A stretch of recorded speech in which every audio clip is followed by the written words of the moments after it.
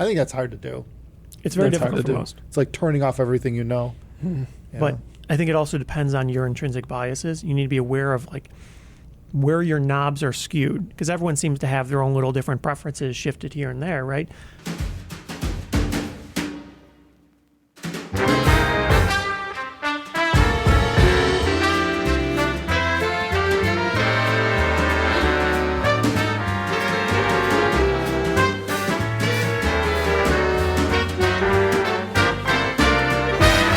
One thing I noticed, people come up to a system to listen to it, and like, you got to wonder, like, what's their preconceived notions? And like, they're coming up to say, what are you looking for when you come up to it? And I think everybody has a different plan, right? You're coming up to something, putting on a headphone, listening to pair of speakers, whatever you listen to, or even sometimes you walk up to a person and he's got a voice that doesn't match his face. The point is that, right? Uh-huh. It's like, you have a preconceived notion for whatever reason of what something might sound like. And most of the time it probably doesn't, right?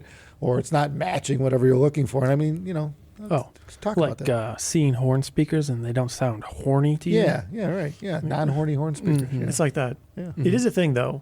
And trouble is most people are typically entirely unaware, but they have a lot of cognitive shortcuts that they take as a human typically to try to minimize the effort required to live their life.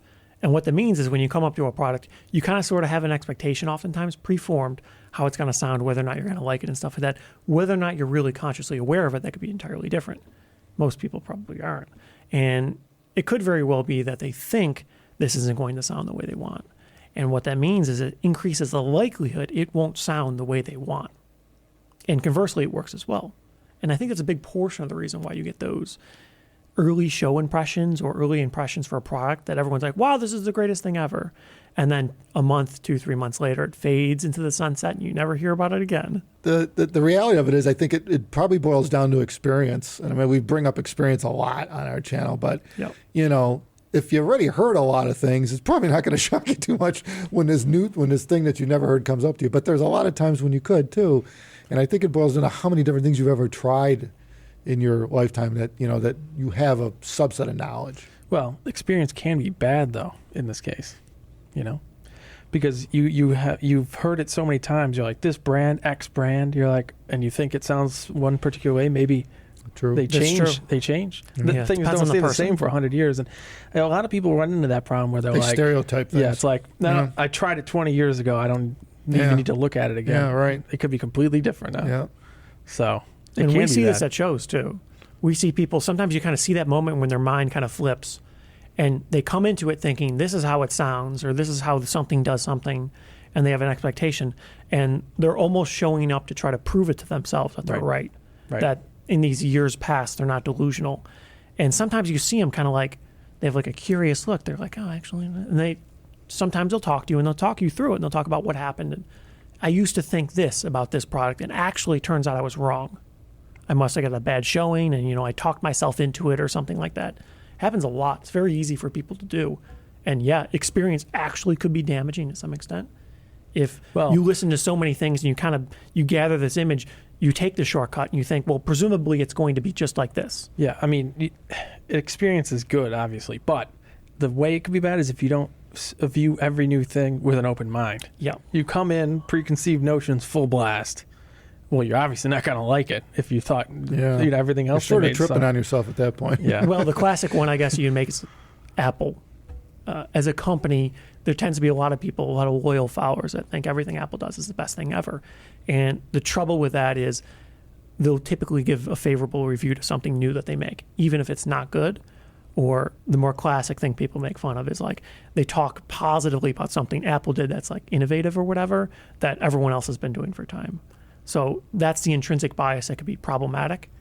Yeah, that's the opposite direction. You're making excuses for bad design Both decisions. sides could be a problem, right? Yeah. You got to have an open mind, but you also have to have the experience to know, has this been done before? Is this innovative, unique, interesting, or what should I know about this to be able to found my decision on whether or not this is good or not? I also think it depends on what your current status quo is. Like, what do you listen to right now? What you got at home? What you're used to? Well, that's the thing. If you have just basic stuff and you come to a show and you hear all the best stuff and you're like, I mean, you don't even know what to think. Right? You're And that like, goes for anything. I mean, you could be, audibly overwhelmed, visually overwhelmed with going to Best Buy and looking at all the TVs. And No, it's easy. it's like, okay, there's 50 TVs on the wall, all playing the same thing. Yeah. Which one do I pick? well, that's why I mean, you really got to know what you're doing. In the stores, they have store modes.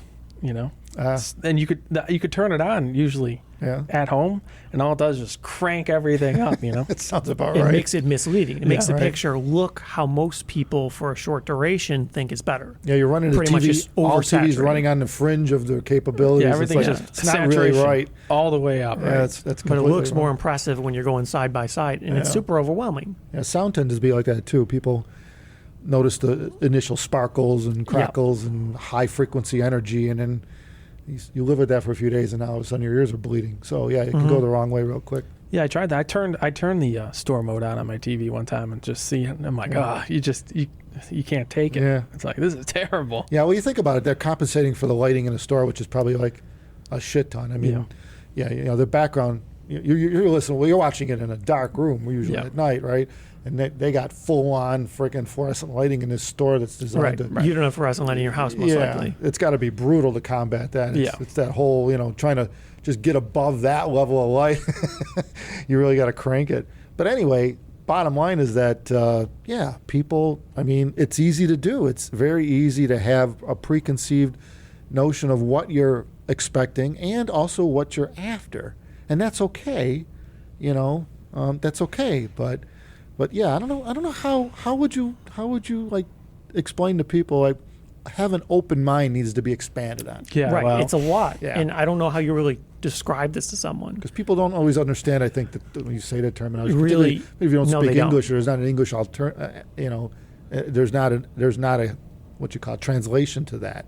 Have I an think open mind. you kind of need like a base foundation of understanding for what that is for that to be effective. Yeah. But really, the way to go is you need to continuously reevaluate everything. And again, there's a lot more description that's required to understand what that means. But you need to understand that it's possible your assumptions are wrong. It's possible that what you thought about a product was wrong because you were misled for one reason or another. It sounded bad because of the amp that was on. It sounded good because of the DAC that was on. It could be a bunch of different reasons. It'd kind of be like going into an ice cream shop. I'm thinking about that because ice cream's now it's summer, but and I kind of like ice cream. Oh. But you go in an ice cream shop, and you go and you're going to taste their vanilla, and you have to pretend like you've never tasted vanilla before.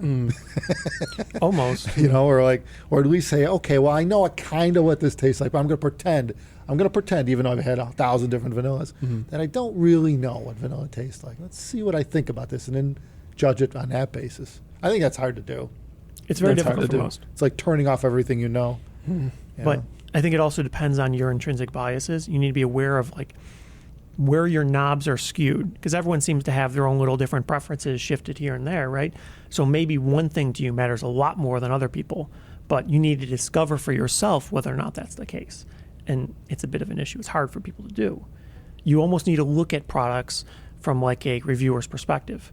Not, do I like this product, but rather, is this a good product? And then, should I like it or do I like it? Does this fit somewhere into what I'm looking for? You kind of like, I think for me at least, it's helpful to ignore the price of a product first. Like, of course, it's difficult. Price biases you hard. Ignore the price and then say, is this a good product?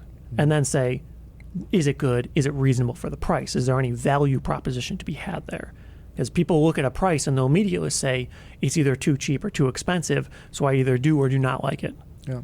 It's kind of like walking in and looking at new homes or apartments or something, right? You walk into a place and like every one of them is different. They're all laid out different. Bathrooms, different places, different size rooms, you name it, flooring, shit. There's a million things when you first walk in a home that you don't even see because you're overwhelmed with just the basic design of the house and Sure. if it's going to fit you. You think about it, and then you buy the thing or an apartment, you move in and you go, I never saw that, I didn't see that, I didn't see that crack in the window, I didn't see that crack, I didn't see, oh, the paint's wrong. I mean, there's 100 things you want to, all of a sudden you see the flaws that you never caught when you first looked in it. It's kind of like that. It's kind of like, there's a lot going on there that needs to be absorbed to make a real judgment. And that's I guess that's a visual example. yeah. Because especially in homes, a lot of times people are moving up. They're buying a home that costs more, that's bigger, that's nicer than what they had. That's very common. And that's a more problematic direction to move, because then it's not about value, really. Like, you're not really considering it in the normal pretenses. You're saying, well, I could afford this house. And you're looking at what you're getting compared to what you have. But if you walked in a house and you didn't know the price, I bet you could make a pretty good guess by looking around. Usually, that would be the better approach. Like, well, this is expensive, or this isn't too. This shouldn't be expensive. Well, I've looked at a few too many houses. Yeah, I hear that. And in my experience, when you see other people looking at houses, what they're looking for is kind of like almost shocking to me. Yeah, they come into the kitchen or whatever is an important area of the house for them, and they're impressed. And that's trouble. Saying, wow, look at this. These cabinets are nice. So they're ignoring everything else. Right, but they're not paying attention. These cabinets really aren't that expensive. In the scheme of the house, they're not that significant of a contributor for the total home. And so if you're just wowed by the cabinets or the countertop, well, you're missing out. You're missing the big picture. You're looking at the countertop and saying, I could have this kitchen that looks a certain way. But you're not taking into context, is this built in a good manner? Is this going to serve my needs? Does it have the room layout and size and whatnot that I need? You kind of could overlook things because you're impressed by some initial impression. Well, I guess it comes down to that emotion thing. It's powerful. Yeah. Good or bad. You come in super happy, excited, oh, this is the greatest thing ever. Well, you're biased in that direction, so you're just looking for the good things, right? Sure. And if you, I hate this thing, and you look at it, and then you're just all you're going to do is look for the bad. Focus on the hate. You're not going to say anything good about it, right? Yeah. And overall, it might not really matter in the big picture, or something that could be resolved. And yet you're still hating it because of that. Yeah. I mean, a lot of people don't choose homes or cars or whatever because of something silly. Reason. The way this room was painted this color, there was wallpaper. Where it's something you can resolve. It's no big deal. $500 and you fix it. Yeah, right. Big deal. Yeah. What do you do? Lob it off. I mean, knock the wall down. It's just a wall. Yeah. But I'm just saying, right? It's just simple things where people, you're right. Could be a floor. They'll make choices or decisions based on criteria that really doesn't matter as much. You're hung up on the wrong thing usually. Yeah. So anyway, something to consider when you're trying out anything. Yeah, it's more of a personal discovery. Not much a refrigerator, so. I don't know. Yeah, that's refrigerators. That's a factor still too, though. Yeah, we'll have to kick back to you trying refrigerators back in the day. Right? Yeah, our video. I'd like to do like a 2-hour refrigerator video. Maybe Douglas could put a snippet in there of you checking video garage door. No, refrigerator doors. What's more interesting, though, I think, are ranges. Ranges, yeah. Oh, the knobs and everything. Oh, knobs are nice. And the clocks. Well, when you have nice knobs, are nice. Yeah. It's hard to find good knobs. Yeah. We got to go. Thanks, everyone, for watching. Thumbs us up. And don't forget to subscribe. We need to make 20,000 better a year. We only have a few months to go. So we're going to need a lot of you. Yeah, you're going to need to do some subscribe. Yeah, we're going to, in fact, do triple subscribe. Don't hit it again. Don't hit it again. Keep making accounts and subscribe on those. Get your family and friends to subscribe. Yes. Take care, everyone. Thanks.